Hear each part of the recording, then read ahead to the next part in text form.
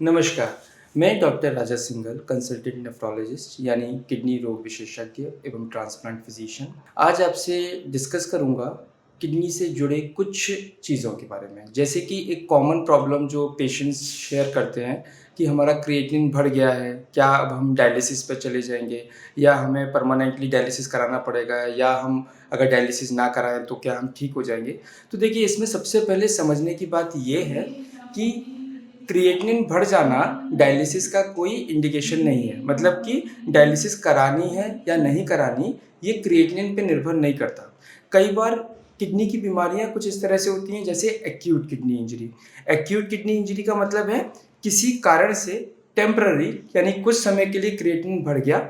हो सकता है वो क्रिएटिनिन किसी इन्फेक्शन के कारण बढ़ा है, या शरीर में ब्लड लॉस के कारण बढ़ा है, या कोई और कारण हुआ है जिसके कारण वो बढ़ा है। हो सकता है वो डॉक्टर को आप दिखाइए, वो पता लगाएंगे कि क्यों बढ़ा है, और अगर वो जैसे इन्फेक्शन के कारण बढ़ा है तो उसकी एंटीबायोटिक्स देके वो वापस कम आ जाएगा।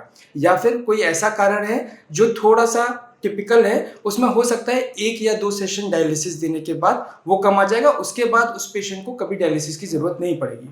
दूसरी तरह की प्रॉब्लम होती है जैसे chronic kidney disease. Chronic kidney disease का मतलब है कि उसका क्रिएटिनिन काफी दिन से बढ़ा हुआ है, यानी उसका किडनी का फंक्शन बहुत दिन से कम हो गया है। ऐसे केस में पेशेंट के लिए एक डॉक्टर की कोशिश होती है कि वो डायलिसिस डिले कर सकें। मतलब जितने ज़्यादा से ज़्यादा समय तक हम बिना डायलिसिस के पेशेंट को रख सकें उतना अच्छा है। लेकिन एक स्टेज आती है जब इस प्रोग्रेशन को रोक नहीं पाते। वो स्टेज होती है परमानेंट डायलिसिस की, जिसे हम बोलते हैं CKD 5D, यानी chronic kidney disease stage 5 dialysis dependent. ऐसे पेशेंट्स को कंटिन्यूअस डायलिसिस की ज़रूरत होती है, जिनके में मेंटेनेंस डायलिसिस सप्ताह में 2 बार या 3 बार करना होता है।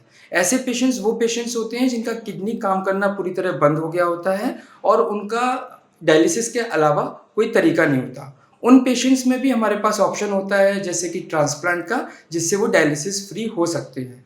तीसरे टाइप के पेशेंट्स होते हैं जिनका क्रिएटिनिन केवल बस फ्लूइड इम्बैलेंस वगैरह के कारण बढ़ गया है, जैसे कि पानी कम पीने के कारण या कोई ब्लड लॉस हो जाने के कारण। तो उनके में ऑटोमेटिकली जैसे कोई हार्ट की पंपिंग एक्टिविटी गड़बड़ हो गई है, या लिवर संबंधित कोई प्रॉब्लम हुई है जिससे किडनी के परफ्यूजन में इफेक्ट हुआ है, उसमें समय के साथ वो जैसे जैसे कार्डियक प्रॉब्लम और लिवर प्रॉब्लम करेक्ट होती है, वैसे वैसे किडनी प्रॉब्लम भी करेक्ट हो जाती है। कि हर क्रिएटिनिन बढ़े हुए पेशेंट को डायलिसिस का ऐसा कोई ज़रूरत नहीं है। वो डिपेंड करेगा कि वो उसको प्राइमरी पैथोलॉजी क्या है, उसका निवारण करके वो ठीक हो सकता है।